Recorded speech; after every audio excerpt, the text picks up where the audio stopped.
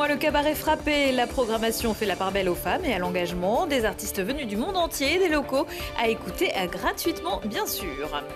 Réseau Éducation sans frontières, enseignants et parents de l'école du Lac à Grenoble se mobilisent pour éviter l'expulsion d'un couple de Roms et de leurs 6 enfants âgés de 20 mois à 9 ans. Et puis le musée de l'ancien évêché consacre sa dernière exposition au Grenoblois Jean-Marc Rochette avec des planches de BD bien sûr, mais aussi des esquisses, des peintures consacrées à la montagne. Bonsoir à tous, ravi de vous retrouver dans ce JT du vendredi 17 mai 2019. Toutes les heures à partir de 18h, l'essentiel de l'actualité du Grand Grenoble en moins de 10 minutes. L'été sera beau, l'été sera chaud, événement entièrement gratuit organisé par la ville de Grenoble. Le cabaret frappé aura lieu dans le jardin de ville du 15 au 20 juillet. La programmation a été dévoilée ce vendredi matin sous la treille Stendhal qui donne justement sur le jardin. Ce sera la 21e édition, mais la première en tant que programmateur pour Robin Didereur du Périscope qui a remplacé à ce poste Laurent Stahl, parti à Fontaine, avec toujours une envie de découverte, de voyage, de messages, mais sans oublier surtout de faire écouter de la bonne musique. Et il y en aura, rassurez-vous.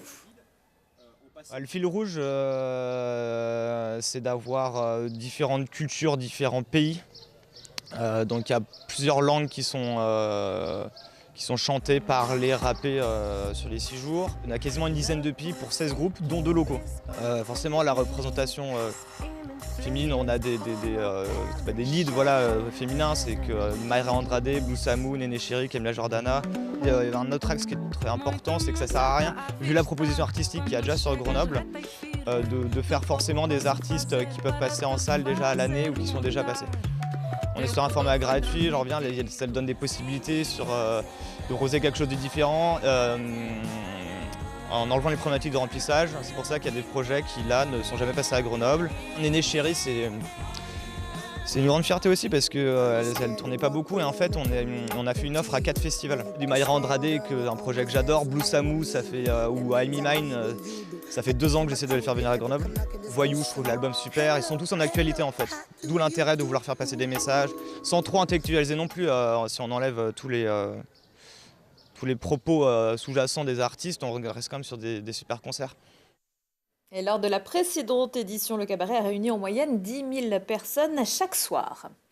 Arrivés en France il y a un peu plus d'1 an depuis la Serbie où ils étaient menacés, Ivana Miloje et leurs 6 enfants vivaient depuis dans un hébergement de demandeurs d'asile à Grenoble. 5 enfants sur 6 scolarisés à l'école du Lac. Ce sont les enseignants et les parents d'élèves membres du réseau Éducation sans frontières qui se sont mobilisés à l'annonce du refus par la préfecture de leur accorder le droit d'asile.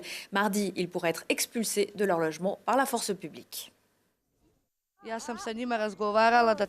Nos enfants sont contents d'être ici, d'aller à l'école. Quand on leur a expliqué qu'on allait être expulsés, ils ont eu peur. Dormir dans un parc ou dans une tente, ça leur fait vraiment peur.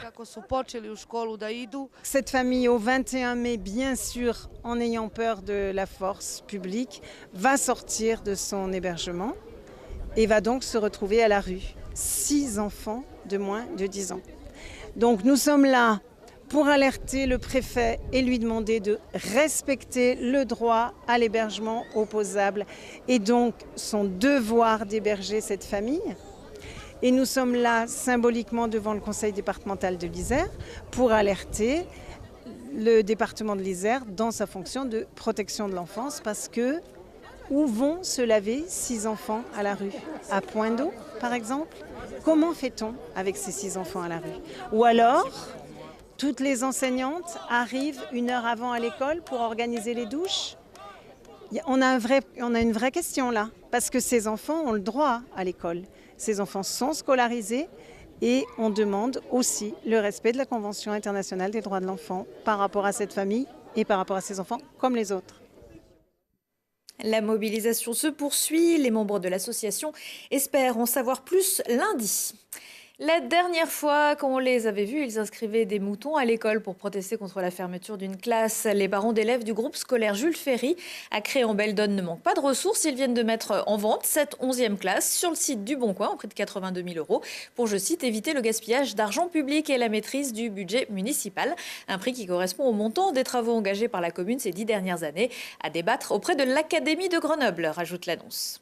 Saviez-vous que les dauphins pouvaient voler? Un équipage d'hélicoptère de type Dauphin de la Marine nationale s'est posé mercredi après-midi à l'aérodrome du Versou. L'engin volant était en transit vers la base aéronavale de Lierre, où il est stationné. Une halte programmée en Isère pour faire le plein de carburant et de compliments.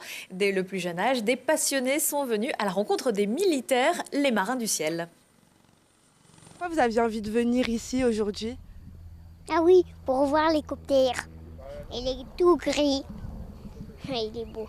C'était l'occasion de découvrir une machine de la Marine nationale, de voir de plus près et d'échanger avec des pilotes et du personnel navigant. Cet hélicoptère-là, c'est un hélicoptère de sauvetage, donc on va essentiellement faire du sauvetage en mer. On est le moyen le plus adapté pour intervenir au large des côtes françaises.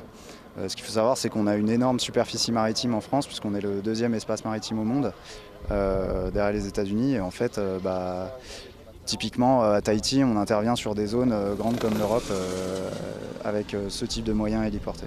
Là, ça reste des missions dangereuses, ça reste des vols dangereux. On est conscient de ça. Voilà. Après, on est formé pour voler en toute sécurité et pour agir en toute sécurité. Le commando Hubert, spécialiste dans la libération des otages, comme récemment au Burkina Faso, est l'un des 7 commandos marines de la Marine nationale. Il a fait de la montagne sa principale source d'inspiration. Il l'a beaucoup pratiqué, la pratique un peu moins. Mais Jean-Marc Rochette lui doit les histoires qu'il raconte aujourd'hui en bande dessinée. Et comme Enki Bilal, à qui le travail peut parfois faire penser, Jean-Marc Rochette prolonge le trait en peinture, à l'huile et à l'aquarelle. Un univers auquel a voulu rendre hommage le musée de l'Ancien Évêché à Grenoble. L'exposition Artistes au sommet est à découvrir jusqu'au 22 septembre. Laurie Baillet. L'auteur de la célèbre série Transperce-Neige est de retour.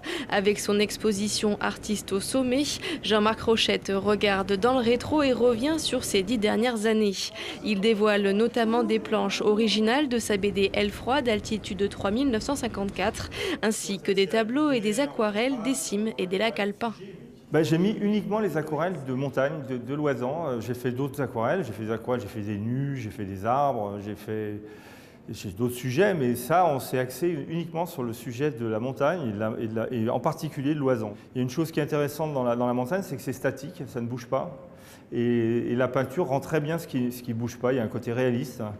Et ça permet de jouer sur ces formes abstraites qu'on a en montagne, des névés, des glaciers, des lacs, des nuages. Donc il y a beaucoup d'aquarelles et il y a quelques huiles, quelques grands formats que j'avais fait en Allemagne il y a une dizaine d'années.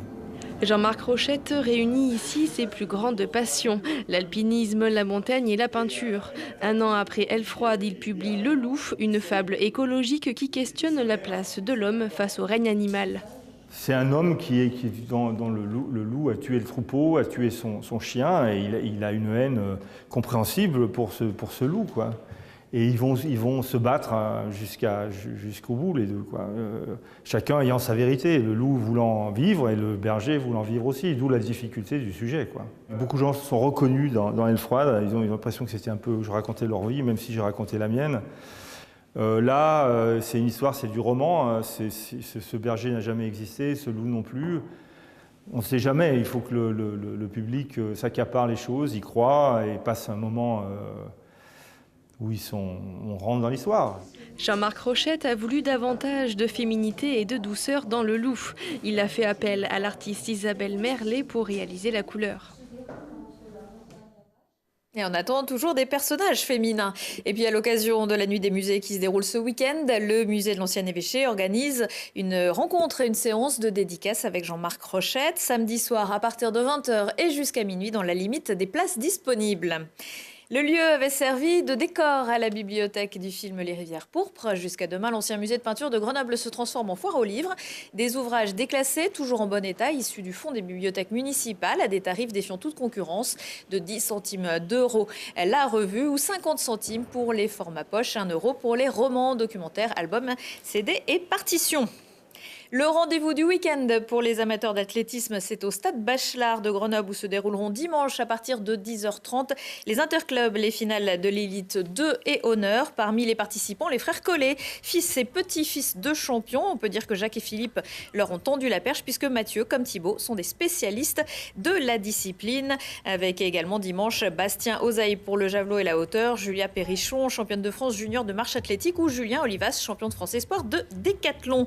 Et puis samedi à 11h, l'actualité de la semaine vue par une personnalité politique. L'invité du Récap Info sera Yann Mongabureux, président du SMTC. Et il sera notamment question de gratuité des transports en commun. Prochain rendez-vous avec l'actu dans 1 heure et en replay sur télégrenoble.net. Excellente soirée à tous.